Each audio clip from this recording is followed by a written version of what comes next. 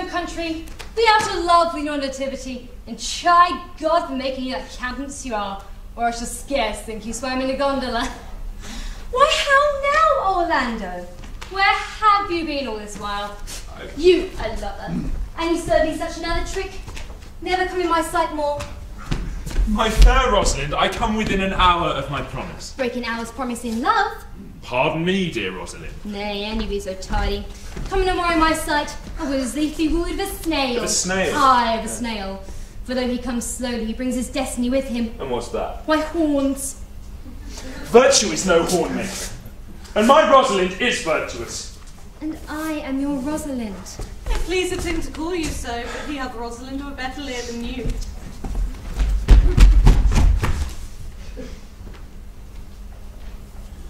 Come.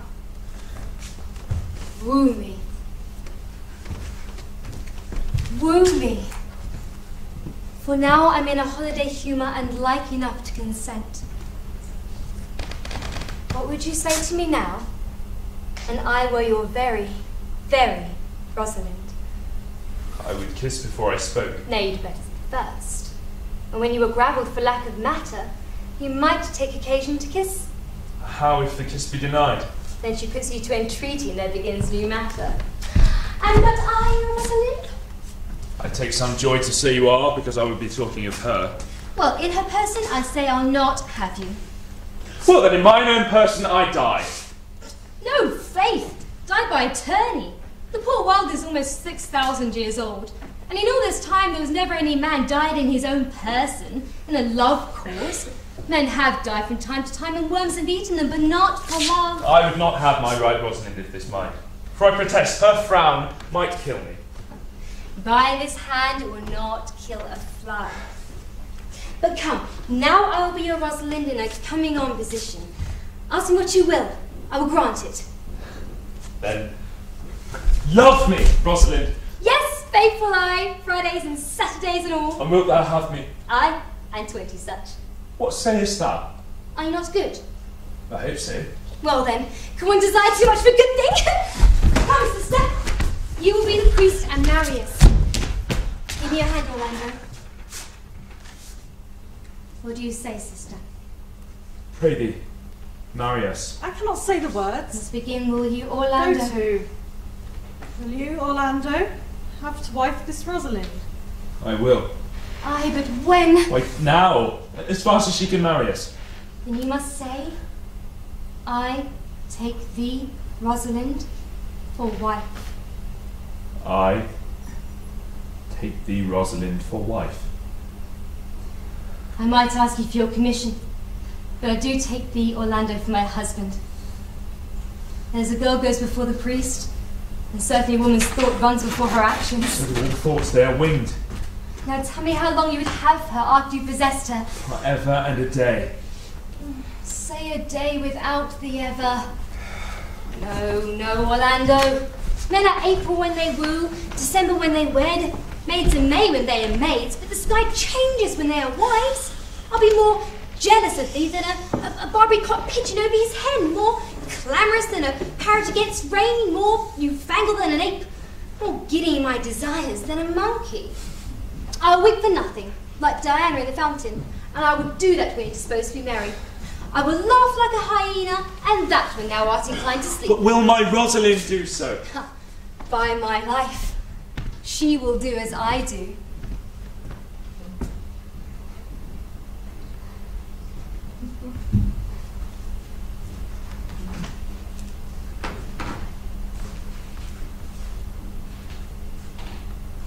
For these 2 hours, Rosalind, I will leave thee.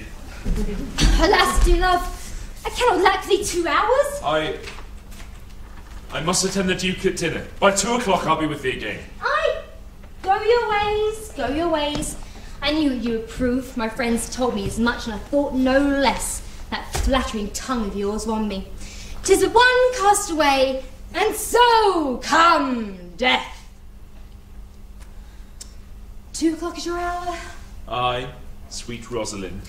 By my troth, and in good earnest, and so God mend me, and by all pretty those that are not dangerous, if you break one jot of your promise, or come 1 minute behind your hour, I will think you the most pathetical break promise, and the most hollow lover, and the most unworthy of her ducal Rosalind that may be chosen out of the gross band of the unfaithful. Therefore beware my censure, and keep your promise, and woo-hoo! With no less religion than if thou wert indeed my Rosalind.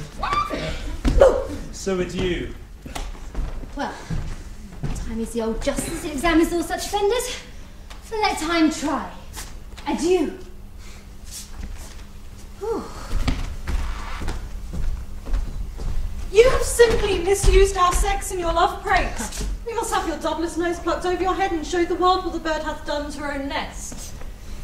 Cuz, my pretty little cuz, that thou didst know how many fathom deep I'm in love. I'll tell thee, Aliena, I cannot be out of the sight of Orlando. I'll go find a shadow and sight till he come.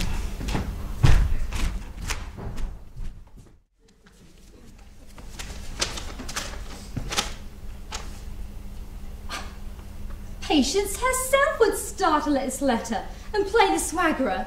Bear this, bear all. She says I'm not fair, that I lack manners. She calls me proud and that she could not love me were man as rare as Phoenix. Odds my will, her love is not the hare that I do hunt. Why writes she so to me? Well, shepherd, well. This is a letter of your own device. No, I protest. I know not the contents. Phoebe did write it. Oh, come, come, you are a fool, and turn to the extremity of love. I saw her hand. She has a leathern hand, a free stone-coloured hand. I verily did think that her old gloves were on, but 'twas her hands. She has a housewife's hand, but that's no matter. I say she never did invent this letter. This is a man's invention and his hand. Sure, it is hers. Why then, 'tis a boisterous and a cruel style. Will you hear the letter? So please you, for I never heard it yet heard too much of Phoebe's cruelty. She Phoebe's me. Mark how the tyrant writes. Art thou God to shepherd turned, that a maiden's heart hath burned? Can a woman rail thus? Call you this railing? Was the eye of man did woo me, that could do no vengeance to me, meaning me a beast. Whiles you chid me, I did love. How then might your prayers move? He that brings his love to thee little knows his loving me, and by him seal up thy mind, whether that thy youth and kind will the frightful author take of me and all that I can make, or else by him my love deny, and then I'll study how to die. Oh. Call you this chiding? Alas, poor shepherd. Do you pity him? No, he deserves no pity. Wilt thou love such a woman, or to make thee an instrument to play false strains upon thee? Not to be endured. Well, go your way to her, for see love hath made thee a tame snake. And say this to her, that if she love me, I charge her to love thee. If she will not, then I will never have her unless thou entreat for her. If you be a true lover, hence, and not a word.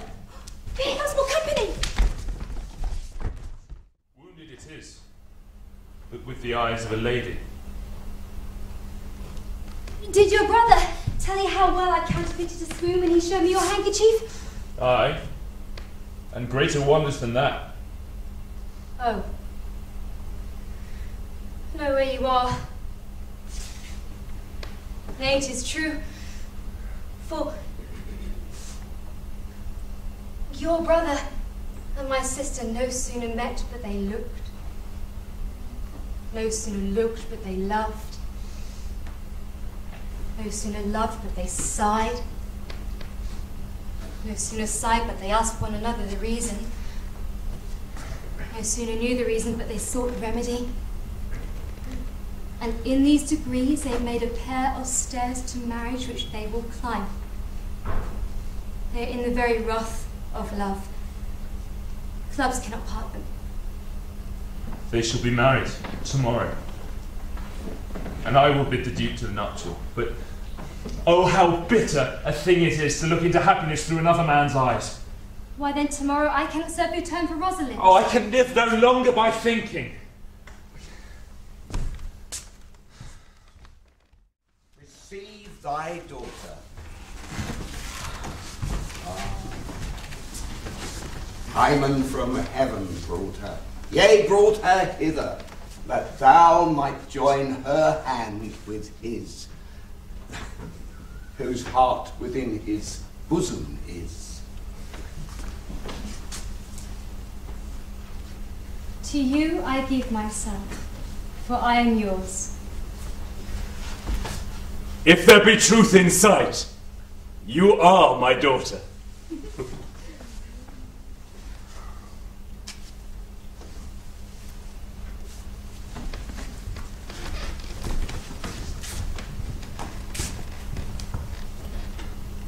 To you I give myself, for I am yours. If there be truth in sight, you are my Rosalind. I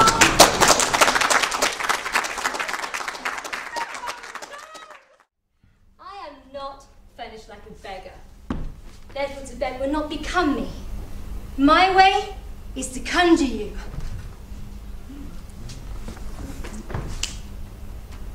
And I will begin with the women.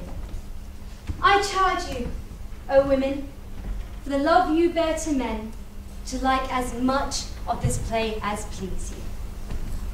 And I charge you, O men, for the love you bear to women, as I perceive by your simpering none of you hates them, that between you and the women the play may please. If I were a woman, I'd kiss as many of you as had be as it pleased me, complexions that liked me, and breasts that I defied not. And I'm sure, as many as had good beards, or good faces, or sweet breaths, will for my kind offer, when I make a curtsy, bid me farewell.